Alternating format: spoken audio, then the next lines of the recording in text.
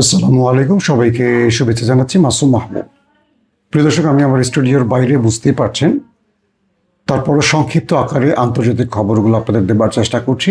আমার কাছে যে গুরুত্বপূর্ণ খবরগুলো আছে তার প্রথমটি হলো, ইরান আবারও হরমুজ প্রণালীতে দুটো কার্গো জাহাজ টার্গেট করে হামলা করেছে। এর মধ্যে একটি বাল্ক ক্যারিয়ার আর অন্যটি হলো তেলের ট্যাঙ্কার। কেন ইরান হঠাৎ করে এই আক্রমণটি করলো, এটা নিয়ে আবারও পৃথিবীব্যাপী আলোচনা শুরু হয়ে গেছে। বলা হচ্ছে মার্কিন যুক্তরাষ্ট্রের প্রেসিডেন্ট ডোনাল্ড ট্রাম্প তিনি হঠাৎ করে বললেন যে হরমুজ তার দখলে আছে বা কন্ট্রোলে আছে, কোনোভাবে ইরান এই অঞ্চলে প্রবেশ করতে পারছে না, পুরোপুরি তিনি তার নিয়ন্ত্রণে রেখেছেন।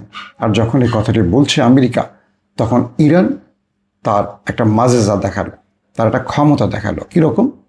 হঠাৎ করে মার্কিন সংশ্লিষ্ট একটি বল ক্যারিয়ার টার্গেট করে মিসাইল হামলা করে জ্বালিয়ে দিল। পরপরই তারা আরেকটি তেলের ট্যাঙ্কারকে টার্গেট করলো। ব্যাস, এ দিয়ে ইরান আমেরিকাকে বোঝালো, পৃথিবীকে বোঝালো, না, আমেরিকার হাতে কিছু নেই, পুরো নিয়ন্ত্রণে আছে এখনো ইরানের।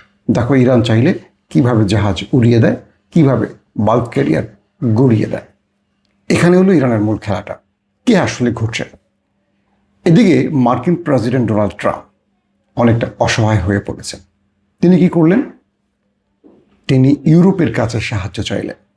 ইউরোপকে বললেন, আমি যথেষ্ট পরিমাণ ইরানকে টাফ টাইম দিয়েছি, 6 মাস ধরে যুদ্ধ করছি, প্রচুর সেনা হারিয়েছে, প্রচুর সামরিক অস্ত্র হারিয়েছে, মূল্যবান সামরিক সরঞ্জাম হারিয়েছে, কিন্তু ইরান আমাদের কথা শুনছে না। তাহলে কি করতে হবে এখন? আসো, তোমরা ইরানের মধ্যস্থতা শুরু করো। মানে ইরানের সাথে আমেরিকার যে মধ্যস্থতার ব্যাপারটি ছিল, এটা এতদিন ওমান, পাকিস্তান এবং কাতার চেষ্টা করেছে, কিন্তু ইরান আর কারো কথা শুনছে না।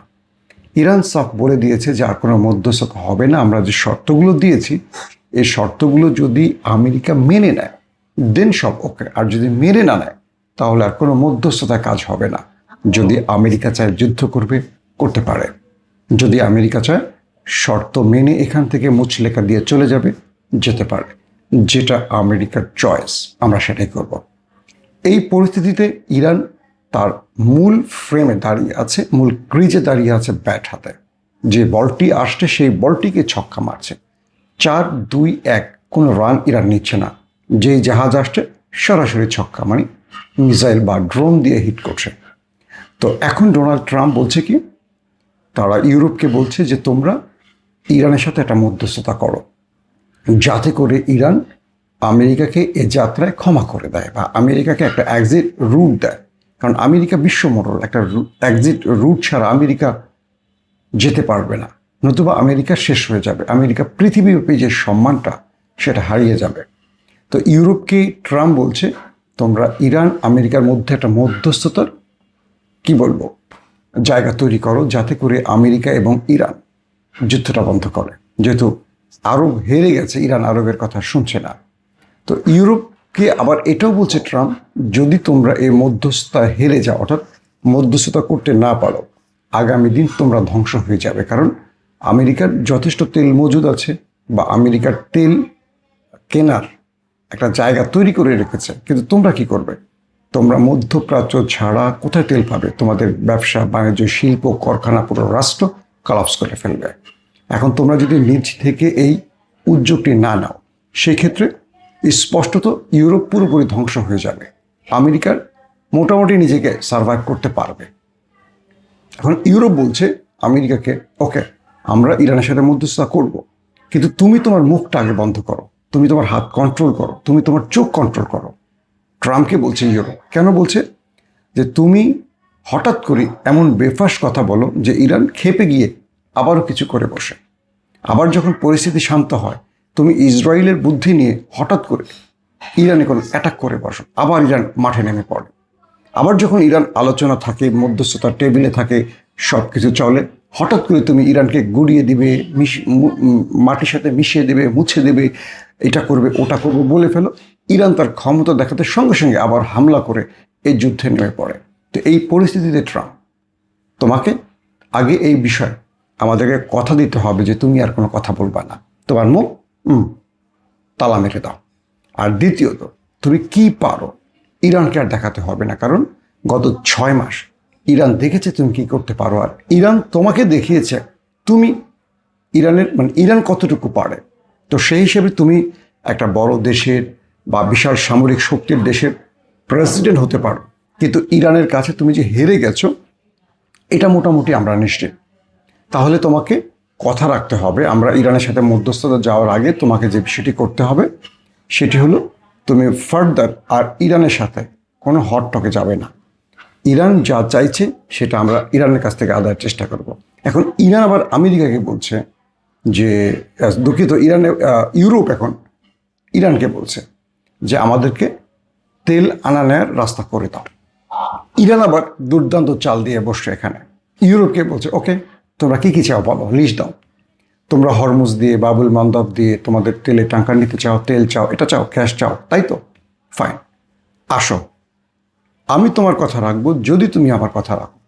তো তোমার আর আমার কথা কি হতে পারে? তোমার কথা হলো আমার থেকে তেল নিবা, জ্বালানি নিবা, আর আমার কথা হলো আমার উপরে দীর্ঘ কয়েক যুগ ধরে যে নিষেধাজ্ঞাগুলো আছে, স্যাংশনগুলো আছে, তোমাকে তুলে নিতে হবে। অর্থাৎ যে স্যাংশনগুলো আমেরিকা চাপিয়ে দিয়েছিল, যেগুলো পুরো পৃথিবী আমেরিকার নির্দেশে ইরানের উপর বলবৎ রেখেছে, এগুলো উইথড্র করতে হবে। মানে ইরান এমন একটা চাল দেবে, এটা ইউরোপ আমেরিকা কশিন কালেও চিন্তা করেনি, বুঝতে পারেনি। অর্থাৎ ইরানকে মধ্যস্থতার টেবিলে ডাকতে হলে, অথবা ইরানের নিষেধাজ্ঞা থেকে বা হরমুজ প্রণালী দিয়ে তেল আনা নেয়া করতে হলে ইউরোপকে বা ইউরোপের জ্বালানিকে বাঁচাতে হলে বা ইউরোপের শিল্প বাণিজ্যকে রক্ষা করতে হলে এখন ইরানের শর্ত মানতে হবে। আর সেই শর্তটা কি? ইরানের উপর যে নিষেধাজ্ঞাগুলো আছে সব প্রত্যাহার করতে হবে। তার মানে ইরান বলে দিচ্ছে যে আমার পণ্য তোমার দেশে যাবে, যেভাবে পৃথিবীর একটা দেশ তার আরেকটা দেশে তার পণ্য বিক্রি করে থাকে, আমার যে টাকাগুলো ফ্রিজ হয়ে আছে সেই টাকাগুলো ফেরত দিতে হবে। আমার নাগরিক যেভাবে চায় সেভাবে তোমার দেশে প্রবেশ করবে, ব্যবসা বাণিজ্য করবে, ইরানের পণ্য তোমার দেশে সেল হবে। শুধু তুমি আরবের নয়, তুমি ইরানের তেল এবং গ্যাস কিনতে হবে, এবং পুরো ইরানকে সেই ফ্রিডম দিতে হবে ওয়ার্ল্ড ওয়াইড। এখন ইউরোপ এটা ভাবছে, অর্থাৎ ইরানের উপর থেকে এখন এই নিষেধাজ্ঞাগুলো প্রত্যাহার হতে পারে, এবং এই বিষয়টি ইরান এত যুগ ধরে নীরবে চেয়েছে। বিশ্লেষকরা বলছেন যে ইরান এক ঢিলে দুটো পাখি মেরেছে। এক, তারা ইসরায়েলকে এবং আমেরিকাকে তার শক্তি দেখিয়েছে এবং এটা বুঝিয়েছে ফার্দার ইসরায়েল, আমেরিকা বা অন্য কেউ ইরানে আগ্রাসন চালাতে এলে বা হামলা করলে এর পরিণতি কি হবে। অর্থাৎ এই আমেরিকার মতো একটা বিশাল শক্তির দেশ বুঝে গেছে ইরান এমন একটা জাতি, তাদেরকে একটা ছোট আঘাত করলে বা একটা ছোট পাথর মারলে বা একটা ছোট কণা মারলে তারা মস্ত বড় একটা পাথর ছুঁড়ে মারতে পারে, এবং এরা ভয় পায় না, এরা আপোষ করে না। প্রথম এটা ইরান এক ঢিলে প্রথম পাখিটা মারলো, যে পুরো মধ্যপ্রাচ্যকে, আরবকে বোঝালো যে তোমার বাবা আমেরিকা দেখো আমার কাছে এসে পায়ের কাছে বসে আছে, এখন আমার কাছে সাহায্য চায়। তুমি এই বাবাকে দিয়ে তোমার দেশকে নিরাপদের জন্য ঘাটে দিয়েছিলে, তাদের কেনা অস্ত্র দিয়ে তুমি শক্তিশালী হয়েছ আমার বিরুদ্ধে, দেখো আমার বিরুদ্ধে তোমার বাবাই টিকতে পারে না। আর দ্বিতীয়টা হলো ইরানের উপর যত নিষেধাজ্ঞা আছে, ইরানের উপর যত বিধিনিষেধ আছে, তত স্যাংশন আছে, ইরান এবার এই এক ঢিলেই বাকিগুলোকে ইরেজ করে দেবে, মুছে দেবে। অর্থাৎ পুরো পৃথিবীতে ইরান তার স্বাভাবিক জীবনটা আবার শুরু করতে পারে। এখন এই পরিস্থিতির মধ্যে ইরানকে নিয়ে নতুন করে ভাবতে বসবে বিশ্ব রাজনীতিবিদরা, কারণ কালকেও হরমুজে যে বাল্ক ক্যারিয়ার এবং তেলের ট্যাঙ্কারে হামলা করেছে, এই দুটো হামলা দেখে বিশ্ব আসলে অবাক হয়ে গেছে যে আমেরিকার নাকের ডগায় আমেরিকার স্বার্থ সংশ্লিষ্ট প্রতিষ্ঠান বা মিত্রদের উপর ইরান যে ক্রমান্বয়ে হামলাগুলো করছে, ইরান এতটুকু ভয় পায় না যে আমেরিকা আবার যুদ্ধে আসতে পারে। ইরান ভাবছে যে আমেরিকা টেনে আনতে চায় যুদ্ধে, কারণ তারা ইরানকে ইরানে এই হামলাটা করিয়ে আরও কিছু বাস্তবায়ন করতে চায়। আবার আমেরিকা যদি কোনোভাবে ইরান স্থল অভিযানে ঢুকে পড়ে, এখান থেকে ইরান কি বড় ম্যাসিভ লাভ ঘরে তুলবে সেটারও পরিকল্পনা ইরান ইতিমধ্যে বলে দিয়েছে। তারা বলছে যে তোমাদের সেনারা ঢুকবে, বের হবে লাশ হয়ে, অথবা কারো স্ট্রেচারে কারো ঘাড়ে করে পায়ে হেঁটে আর ফিরতে পারবে না। আর ইরানের আরেকটা লাভ হলো মার্কিন সেনাদেরকে, হাজার হাজার সেনাদেরকে তারা আটক করবে, এবং সেই আটক সেনাদের মাধ্যমে ইরান বিশাল পরিমাণের অর্থনৈতিক লাভ ঘরে তুলবে। কিভাবে? একজন সেনাকে ছাড়তে হলে $1 মিলিয়ন, এতজন সেনাকে ছাড়তে হলে এত বিলিয়ন ডলার, এটা করতে হলে এত ট্রিলিয়ন ডলার, এই চুক্তিগুলো হবে এভাবে। তো আমেরিকা এই ভয়টিও পাচ্ছে যে ইরানের সাথে তারা এই লড়াইতে টিকে থাকতে পারবে কি না। এখন আমেরিকার প্রেসিডেন্ট ডোনাল্ড ট্রাম্প নিজেই ইউরোপকে বলছে যে তোমরা মধ্যস্থতা করে দাও ইরানের সাথে, আমাকে আরও ব্যর্থ হয়েছে। আর ইউরোপ বলছে ট্রাম্প তুমি মুখ বন্ধ করো, তোমার মুখ খুললেই আরেকটা অশান্তির আগুন, আরেকটা অশান্তির আগ্নেয়গিরি শুরু হয়ে যায়। শেষ পর্যন্ত এই খেলায় তাহলে কে জিতছে আমরা আশা করি বুঝতে পারছি, আপনারাও বুঝতে পারছেন। ইরানের এই এক ঢিলে দুই পাখি মারার নীতিটা আপনার কেমন লাগলো কমেন্ট করে জানাবেন। দর্শক, আমি সফররত অবস্থায় আছি, তাই স্টুডিওর বাইরে আমাকে এখন দেখবেন। তারপরও আমি চেষ্টা করব আপনাদের প্রতি মুহূর্তের আপডেট খবরগুলো দেওয়ার জন্য।